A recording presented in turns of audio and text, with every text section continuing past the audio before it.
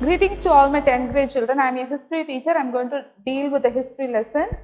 So let's start our first class today. The first lesson is Outbreak of World War and its aftermath. This is our first lesson in the history. So let's go through what are the causes and the reasons how the World War I and what are the countries included in the World War I and its aftermath.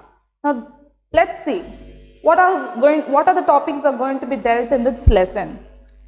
The first thing is we are going to see all the political and the social issues in the lesson, how that leads to the World War I and how that what are the causes for the breakout of the World War. The first thing is 1914 is a very important year in the world history, and here there are so many political and social issues were found, and that lead into the World War, which causes a great devastation in the whole era. This World War was started in the 19th century and here, but it was called and ended up in the 20th century, but it was termed by the historians as a long 19th century. And here, there were many issues related to the industrial, political and many various social causes were happening due to imperialism, colonialism, capitalism, all through the world. There were clashes between each other countries, and that resulted into a bigger war called the World War I. So after this World War, the political maps of the world were redrawn, so it was restructured and every changes were brought in the whole political system. Then three major empires were shattered. They were Germany, Austria-Hungary and Ottomans. The biggest outcome of the war was Russian Revolution. After the Russian Revolution, it changed the face of the world and the countries. Then for the first time, the countries tried to bring world peace through the League of Nations. So we are going to deal all these topics, important topics in this lesson. Before that, there were few seeds that led to the World War. Let's see what are they. Before knowing that about the World War, we have to know the definition, that terms clearly. Unless and until you know the terms clearly, you cannot understand, you will not be able to understand the lesson. So just we'll go through the terms. According to the lesson, when we see, there are three main factors that led to laid the foundation for the World War. So let's see what are the foundation. You have already learned in your lower classes about the terms, but still once we brush up through quickly. Capitalism. Capitalism is a kind of a trade. It's not a free trade, but it's a trade made on agreement between countries. So a richer country or a stronger country lay an agreement with another country, and that agreement will be either in the political or industrial basis. So when they do that, it will be not completely under the control of government sector. It will be a private sector. So everything they will be in their motive way, they'll set the agreement. So this capitalism will not benefit for the poor people, but it will benefit for the people, those who are stronger, especially the stronger countries. So that's the first point. The second point is imperialism. Second definition or second term is imperialism. And imperialism is an annexation of another country. Annexation of another country over a poorer country. Especially Germany annexing another country like Serbia, like that. So these called as imperialism. And the motive of the imperialism is the stronger country expands their territory. That is the main important thing, and they will make use of all the resources of the poorer countries. So using those resources, they will get more profit and they start growing. That is imperialism. A kind of a cruel domination. A kind of cruel domination undertakes here. Imperialism, and the third one is colonialism. So imperialism and colonialism is not much different, but still here a small changes. Here they will have colonies, and this is not meant for expanding their territories, but for the purpose of having markets to sell their products, to get the raw materials from the poorer countries, to get or exploit all the resources from the poorer countries, and they will produce surplus amount of production, and that production will be sold in these markets. So colonialism is a kind of a market, and for the exploitation, they will exploit them economically. This is what happens in these three terms. Unless and until you know these three terms clearly, you cannot understand the reasons for the world war and the causes for the world war. Thank you. Now back to the lesson. In this lesson, we are going to go through all these circumstances, all the various kinds of rulers and the dominators who are going to come through this lesson. Let's see what are they. The first thing is they are going to search, they are trying to scramble for colonies. They are trying to exploit other countries. They are trying to annex other territories also. Here, the first thing is we are going to see is dealt with the topic scramble for colonies. Here we are going to see capitalist countries race for market. Every countries, first itself I said capitalist countries, they will use that agreement for the exploiting the poorer countries. Like that, here also various kinds of revolution, various kinds of political issues and social issues were taking place here. Now here, revolution in the means of communication and transportation in the latter half of the 19th century facilitated the process of European expansion in Africa and other places. Africa was not dominated much, but Africa is a country with full of resources. So these capitalist countries, they made use of Africa and exploited their resources for their capitalism. Through capitalism, they created huge contracts, and that contracts, for every process, there will be two sides, two phases. Either it be a bad or a good phase. In the same way, capitalism also have a same kind of a nature here. It is very extreme good also happening there, extreme disadvantages also happening. Extreme advantage and disadvantages are taking place here. For example, they have given here extreme poverty. If some countries will be benefited extremely, and those countries will be extremely wealthy, but on the other hand, the other country will be extremely in poverty. So the other way, slums will be created, and the other hand, skyscrapers will be created. So this is the effects of capitalism. These capitalism, the effect of the capitalism lead to imperialism, and that imperialism also led to colonialism. So skyscraper, empire state and dependent. Empire state and dependent. For example, in here we can see England is a very good empire state. England had many colonies in every country.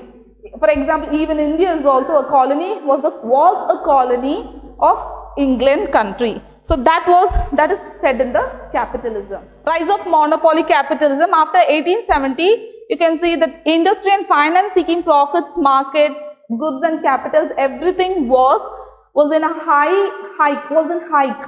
And certain countries were really exploited, and which was an essential characteristic of imperialism. That shows the main important characteristic of the imperialism. The old ideas of free trade collapse. Before the capitalism entered into the world history, there was a free trade. Everyone can trade with any country without any limitations, with a good purpose. But after capitalism, it was a kind of a selfish motive that made one part of the agreement, that is one part of the richer part will be benefited a lot. So free trade collapsed. For their purpose, they completely collapsed at free trade, and they were trust in the USA. USA continued with trust, and Germany continued with cartels. So what is trust is given in the definition. You can see it's a kind of an organization which engaged in the production and the distribution of any commodity. Any commodity means any products. From the production to distribution. This trust will decide how much should be produced, what is the cost, who should buy, on what basis, everything. This trust will be deciding it, and that was taken by USA. That method was handled by USA.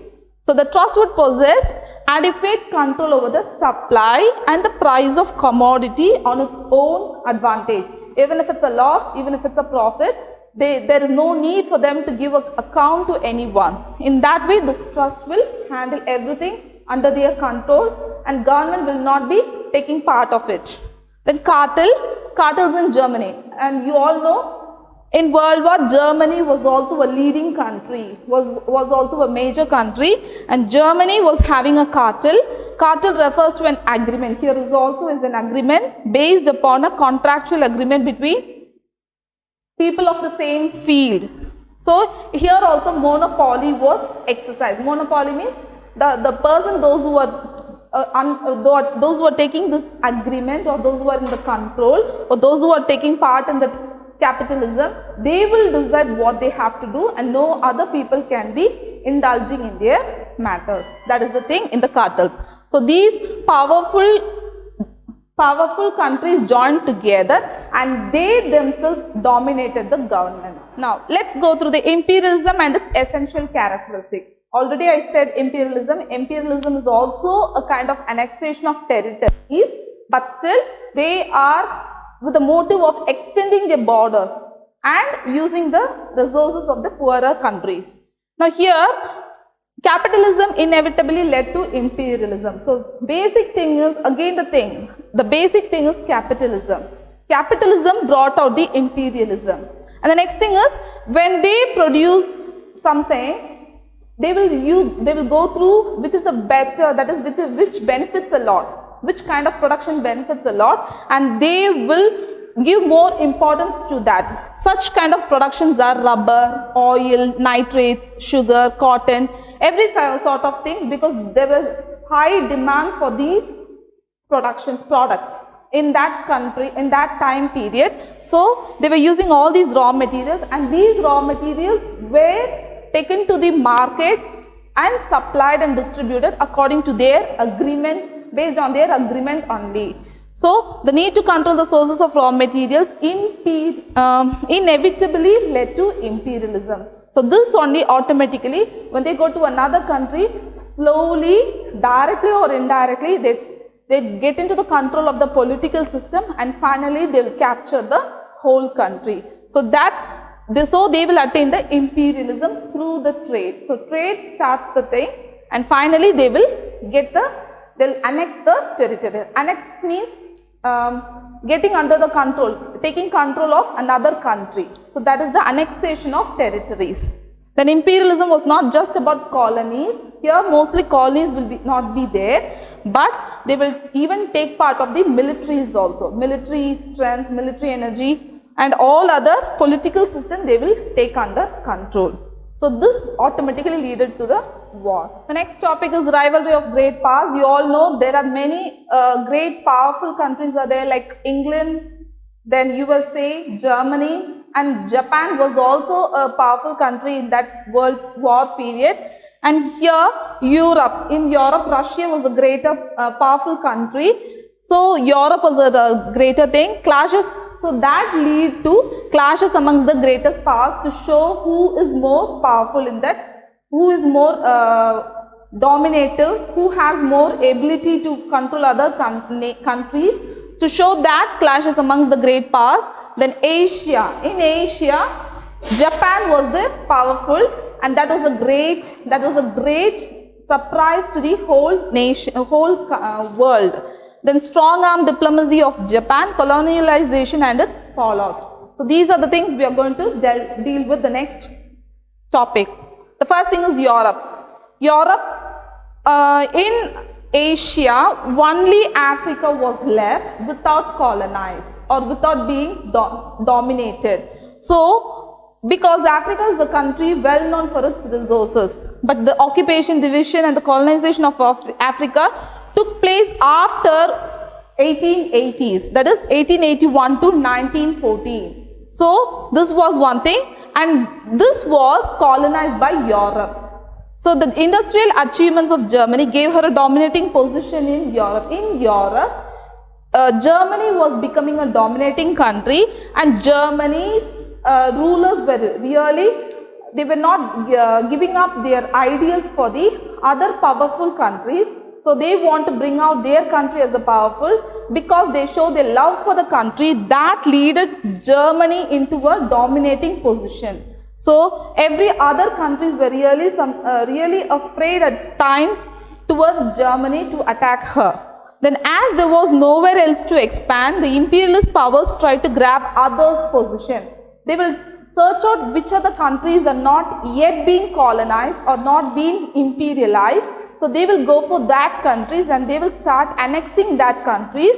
So under such situation, Europe was doing a great job in that annexation. So Germany was completely with the motive of imperializing many countries. And next thing is England, France, Belgium, Italy and Germany all joined in the way of scrambling other countries. Scrambling means annexing other countries for colonies as colonialism. So both imperialism and colonialism started in the period of 1880s, that is 1881, around 1880s. That time they started imperialism and colonialism. The next thing is clashes amongst great powers. England was in competition, already I said England was in competition with Germany and the United States, which were producing cheaper manufactured goods. So here what they are doing is, in Europe, Germany was against England. England was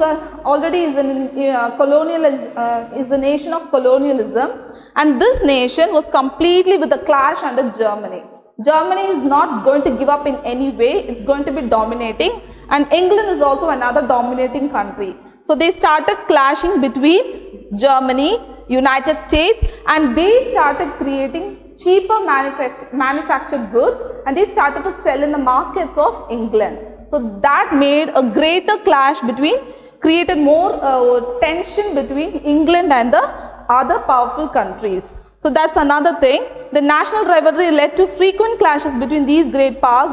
So Asia and Africa all were poorer and very good countries. So these people were really under national rivalry because of these people, because of these dominating countries. So the next thing is, this we can see in the words of Cecil Rhodes. Okay, he is a great historian and he was an imperialist prime minister of South Africa, and he was saying, in this world is nearly all parceled out and what there is left of it is being divided. That is, he would have conquered and colonized even if there is a chance. He saying imperialism and the colonialism is showing that there is a chance of colonizing, even if they get a chance to colonize a planet, a new planet, even the skies or stars, whatever it is, even though only thing is they are far away, only thing is they are above our heads. That's what is said in these words. So Cecil Rhodes said imperialism was such a crazy thing, a mad driving thing that makes us to colonize anything, makes us to annex anything, makes us to conquer everything, whatever it's possible for them to conquer. That's what he is saying in these words. You can go through that words once. The world is nearly all parceled out and what there is left of it is being divided up, conquered and colonized. To think of these stars that you see overhead at night, these vast worlds which we can never reach, I would annex the planets if I could. I often think of that. It makes me sad to see them so clear and yet so far. The only thing is they are far distance away from the earth. So I am not able to conquer. Next thing is Asia. Now here comes the Japan. Japan has started to rise up. So already there are dominating countries like England, Germany, Russia, everyone are dominating and started clashing between them.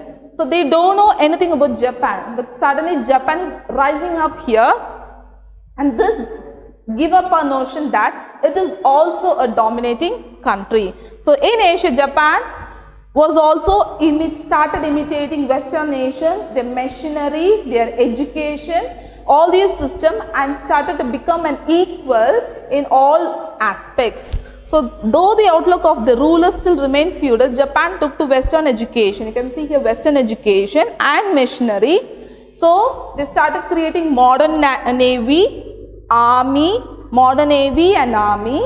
So what is the main backbone of Japan is modern navy and army. And Japan had emerged as an advanced, industrialized. They started to create a better and a well-advanced industrialized industry. So that give an industrialized power, because that's an important thing in the capitalism. When you have a very good, strong industry in your country, you will be a very good capitalist country. So that's what made the other countries to become dominating, and that made Japan to copy or imitate, and they have started to become an industrialized power following Europe. in imperialistic aggression. Aggression is not a positive term. It's not a positive term that shows completely you are very aggressive. You want to attain, you want to achieve something that you want to have it. So when you want to have something, you will be very aggressive unless and until you get it. You will not be under calm condition. You will not be at peace. You will not be sitting quietly. When you attain it, you will be pacified. That's what shows the word aggression. So Japan may be a small country, maybe a lesser population, but still Japan shows that it's very aggressive to become a dominating country and a capitalist country with all the equal aspects for the other dominating countries. So then Japan forced a war on, later Japan is waging a war on China, and there Japan defeats China. That gave an additional advantage to the Japan in the view of other countries. That is, the war name is Sino-Japanese War in 1894 to 95. That really shake the whole world, that small country Japan is being a greater dominating country.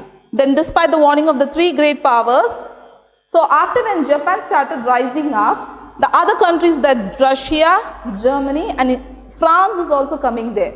France also annexed the Liaotong Peninsula with Port Arthur. They were started to warn Japan to go away from annexing the Port Arthur.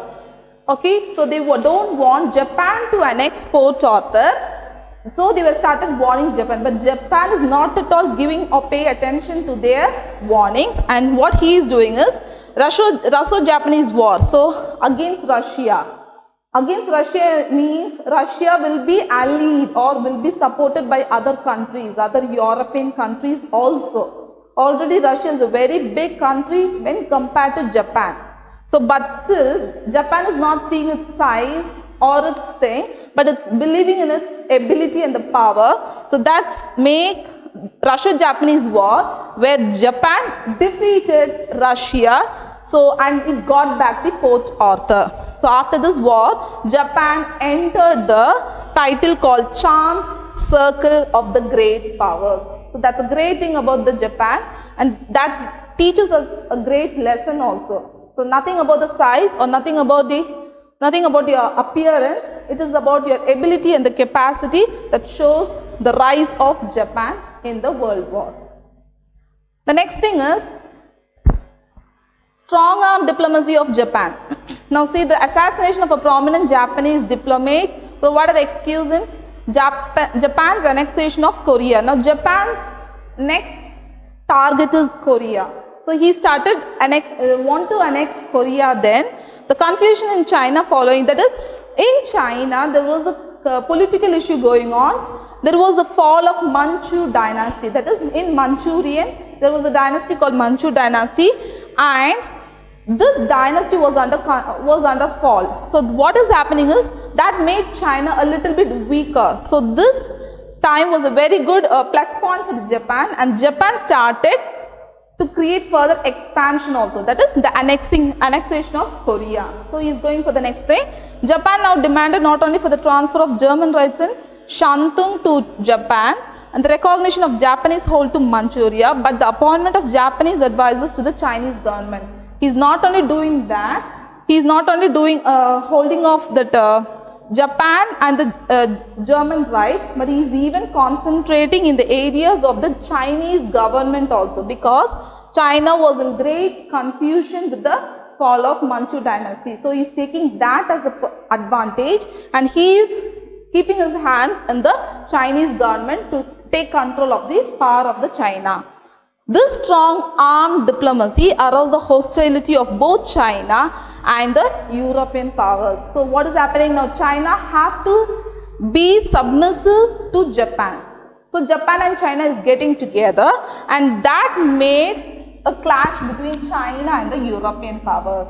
So this automatically turns China to become a negative person for the European powers. Okay, next thing is colonization and its fallout. In 1876, 10% of Africa was under European rule. So not complete, you know, Africa is a separate continent, but that full continent is not the control of Europe. but 10% was taken by, and the whole of Africa was colonized. So automatically what will happen, every imperialistic people just get into the country just for trade or just for a small basis only, but later what they will do is they will completely take control of the whole nation or the continent. That's what happening here. In 1876 only 10% was there, they were getting into for the trade by the European rule, but after in 1900 what is happening is full Africa became submissive to the powers of the European powers. So Britain, France, Germany also came under the title called spheres of influence, and they also started creating their agreement, and they have started their influence in Japan. So Japan, what is doing is, Japan having the China, but side by side what he is doing is Korea and Taiwan also he is annexing. So France conquered Indochina, but France completely took control of the China later, because Japan's attention completely was in Korea and Taiwan. So what he is doing is, France took Indochina, and this US took Philippines. So next next country is US. That is the next dominating country. So US took Philippines from Spain, and Britain and Russia took the partition of Iran. Iran was divided into two. So Britain took one part and Russia took the another part. Then the French was fighting a long and bitter war to conquer Algeria and Senegal. So French was fighting, that's France was fighting for Algeria and Senegal, and the British lost to the Zulus. British, that is England, lost to the Zulus and the Sudanese army, that is Sudan. Okay, then the Italian army suffered a devastating defeat at the hands of Ethiopian army at Adowa. These are the few countries which were dominated and which were followed from other hand into the dominating countries. That's what is said here in the colonization and its fallout. The next thing is we'll go through the world map. World map, which are the countries, main countries, and you can see all the empires, triple entity, that is three major dominating countries, British, French, Russian, and that empire you can see all through the world map. I want this world map to be practiced by you as much as possible, because world map work is a very important thing. There is an important question for the map work in the history examination. So you can see all the color difference and you can learn it from the map. This is the Canada, and this is here. You can see all the small countries like Great Britain. Britain is here, is an island, and this is part of Europe. So in Europe, and this is Asia, Europe and Asia, and this is the whole big thing is Russia. So you can see all the small countries here, Germany, France, Italy and Morocco, Greece. Try to locate and learn which are the countries and learn how to locate them. So India and Australia, everything is given here and their difference. Then triple alliance, German, Italian, Austro-Hungarian, and the other annexed areas are given here. So these are the things which are the countries taking part in the World War.